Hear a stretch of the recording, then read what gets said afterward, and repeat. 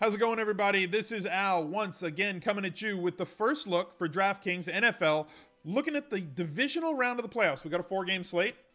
We have Atlanta versus Philly, Tennessee versus New England, Jacksonville at Pittsburgh, and New Orleans against Minnesota on Sunday, finishing off the entire slate. If you guys are watching on YouTube, thank you very much for all the support on YouTube. The channel is growing like crazy, and it's all due to you guys. Thank you for subscribing. If you haven't already, please click that subscribe button and see if we can get 500 likes on this video before lineups lock on Saturday at, it says 1:35 for me. I don't know if that's Pacific or Eastern time. I think it's Pacific time. So 4:35 Eastern time. Anyway, let's get right to it. We got the chat here. Right here, we're streaming live on Twitch. We're going to bring up the lineups page here. Let's take a look at who we want. And the first thing that you're going to notice on this slate is that it's ugly as hell. So, really tough matchups. It's the playoffs, right? So we have the best teams in the league, essentially, that are left. They're not going to be as flawed as some other teams. We don't have places to really attack as much as we normally would. And the pricing is somewhat tight. So let's start at quarterback like always. You could pay up for Tom Brady. He's pretty awesome. But I don't know if we're going to have enough to get the other guys that we want if we pay up for Tom Brady. Drew Brees coming off of a very big game, but now scoring off against Minnesota. 376 yards, 24.94 fantasy points. When has he had that this year? Once? Twice? 3 times. I mean, this used to be the regular for Drew Brees. He looked like old Drew Brees yesterday, at least the one that we used to know that had to fling the pig all over the place.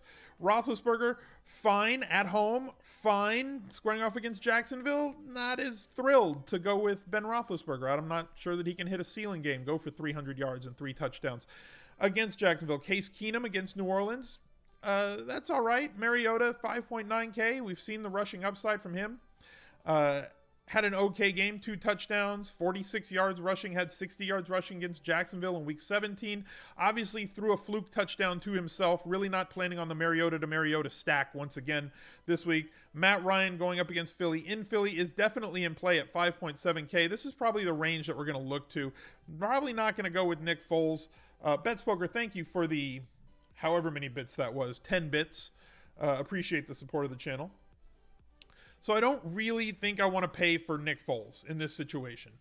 I'm going to go with Mariota right here in the middle, 61, 59, 57. If you like Keenum, if you like Ryan, I'm not against going with either one of them, but these are going to be the 3 highest owned quarterbacks. I love Brady for GPPs. Probably not going to have very much Breeze or Roethlisberger. So let's go with Mariota for the rushing upside and move on to running back. This is a plug and play for me. Don't care.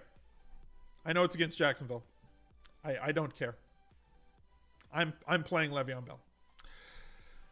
I mean, where else are you going to get this sort of usage, especially on this sort of a slate? You're going to get the goal line work. Antonio Brown might be back. Sure. I think that helps Le'Veon Bell. I don't think it hurts him at all. You're going to get a ton of targets. You're getting wide receiver 1, maybe wide receiver 2 type usage out of a running back. You're also getting running back 1 usage out of a running back. We saw this from Gurley this week, right? Gurley, everybody was complaining that Gurley didn't have a good game, and he still had 18 fantasy points.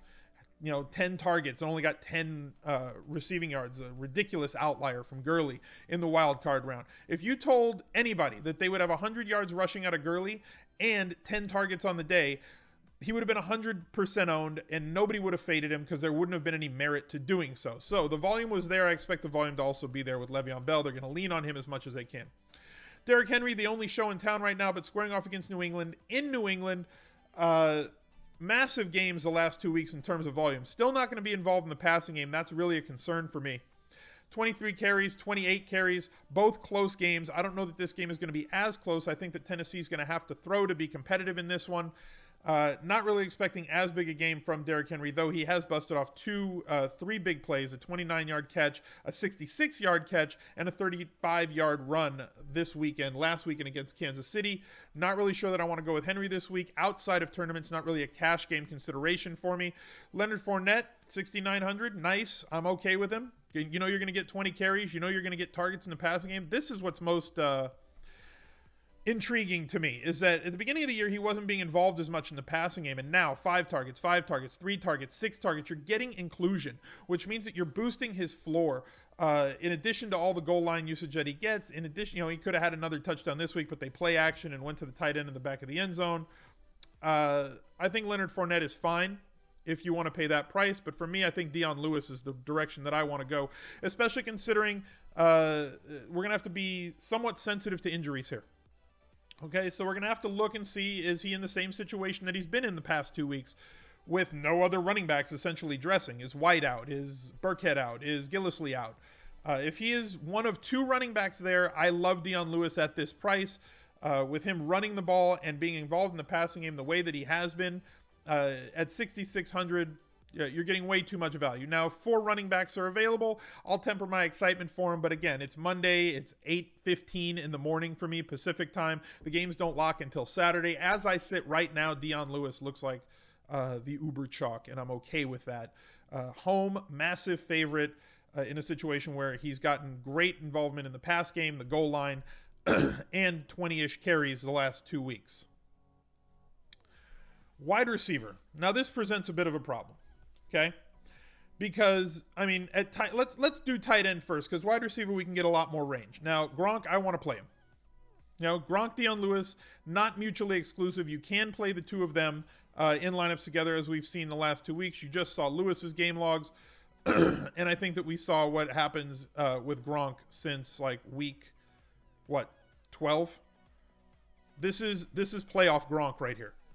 And everybody's going to point at this and say, well, I rostered him against the Jets, and I'm never rostering him, never paying up for Rob Gronkowski again. I rostered him against the Jets. You didn't even get 1 target. He was clearly wrapped in bubble wrap and shipped to the playoffs. They did not want to get him or risk having him get injured. They might as well have had him be inactive. He was Rob Gronkowski in week 17. That is not going to maintain against Tennessee. And we saw what Kelsey did before he got injured against this same defense. Expect more of the same. It's going to be a lot of Lewis. It's going to be a lot of Gronkowski with a little bit of the wide receivers sprinkled in for the New England Patriots offense. Now, you want to pay up for Zach Ertz? You could. You do attack Atlanta within the interior of the field. You attack them with running backs. You attack them with tight ends. On the perimeter, they're a little bit more solid against wide receivers. Fine. If you want to come to Zach Ertz for 5,800, I'm okay with that. Delaney Walker, 5K. Tennessee's going to have to throw. I do like Delaney Walker at 5K if you want to come down from Gronk and save the 2,100. Bets Poker with another 10 bits. Thank you very much. UNC makes a good point. Foles doesn't really love the tight end position. Fine. I get that. I just don't want to.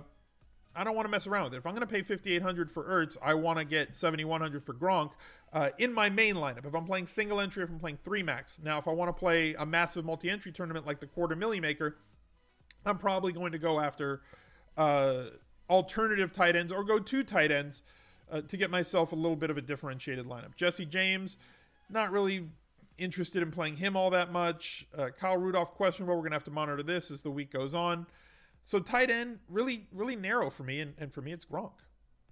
So wide receiver, this is where we're going to have to find some value, right? So defense, let's plug somebody in. Sure. Vikings against New Orleans. I'll take the Vikings defense at home, especially in a first look situation. Favorite home defense, it gets an awful lot of pressure on the opposing passer. Last couple of weeks, they have not, but they just don't give up much. They just don't. And you look at the split with them at home versus on the road, 8.8 fantasy points at home versus 5.9 on the road, 33% better in terms of defensive scoring at home versus on the road. Wide receiver now. We're going to have to find ourselves a little bit of value because we have an average remaining salary per player of 4.475, so we got to get a little bit of value. So we're not going to be able to really afford an Antonio Brown, a Julio Jones, an Adam Thielen, or a Michael Thomas. I like all these guys. Probably going to have them in tournaments. Probably going to try to be overweight on a few of them in tournaments. Expect most to be at about 25%. You may have to view some players in this like you view the studs in golf. For those of you who play daily fantasy golf, everybody says, well, what about like Spieth and Dustin and DJ and all these other dudes that are at the top of the chart, Jason Day? They're always like 25 to 30% owned, right? None of them are ever like 55 to 60 if they all play in a tournament. They're kind of split equally. So if you look at the wide receivers that way, that all of these guys at the top are probably going to be 20 to 25% owned in tournaments, and you just say, you know what, along my tournament allocation, I want to have that. You can match the field. I'm not against that. Or you can take a stand on one or two of them and have them be in 50% of your lineups for tournaments and really take a stand against the field on two of those guys. Understand that if one of them goes off, and all four could have a situation where they go off and score 2 touchdowns, it depends on how you want to attack a tournament. It depends on your personal. It's chocolate versus vanilla. What flavor do you prefer? What type of tournament player are you? Do you want to narrow your allocation and really take a stand on players? Or do you say, you know what, I want to cover these 4 guys, and I'm gonna make it up on these other players that I have more conviction on? I'm fine with either way. I know which type of player I am. It just depends on which type of player you are. So the first guy that really lights up for me is Mohamed Sanu. 5,700. We know that he's been included all year. We get a good amount of targets for him. We've seen 20-point games from him on the season. We know that recently, 8 targets, 11 targets, 6 targets. This is a game where I think they're going to have to throw to win. They do have 2 workhorse running backs. They do have Julio Jones, which leaves Mohamed Sanu in single coverage situations a lot. He gives us a good floor. I like Sanu here. Ted Ginn coming off of a big game, going up against Minnesota with Rhodes probably being on Thomas.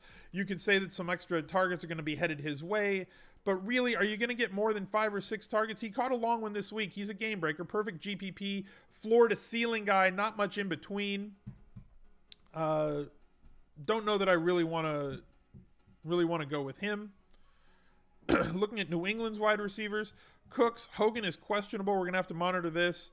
I'm expecting him to play this week. We don't know. If not, Danny Amendola becomes a little bit more palatable at 4,100, knowing that he should get 5 to 8 targets in this game, but really not much upside if he doesn't score a touchdown, because he's not a big play guy. He just kind of catches it and gets down. Not a big run after the catch guy either. Looking at Jacksonville, because I think that they are going to have to throw a little bit, and I don't think that Bortles can look as bad as he looked last game. Marquise Lee was out there. Right? He's been injured, got 1 target. We thought that Keelan Cole would go back to the bench with Lee active. He did, 1 target. Allen Hurns, 1 target. The guy that we targeted last week is the same guy that I want to target this week. DD Westbrook is going to get the numbers. He has been consistent in his target count outside of week, 15? Look at this. Since week 11, 6, 10, 9, 8. Ignore the Houston game. 7, 9, 8. I'm expecting 7 targets from DD Westbrook at 4,400. So on volume alone, I think that DD Westbrook gives me a really good opportunity at breaking a touchdown, low ADOT looks, big playability, 4,400. We need value. I'm going to lock him in. And now we need to find a value play, somebody that's 4K or less. Last week we went with Eric Decker. He got us there.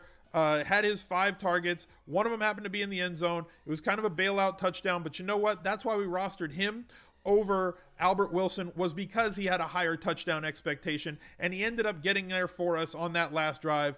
If you guys were following me live tweeting the games, you realize that I was trying to build up all the momentum and root for Eric Decker, who had a goose egg going into that drive. So big drive Decker for our fantasy teams, getting him to the 10 fantasy points to pay off that salary that he had last week.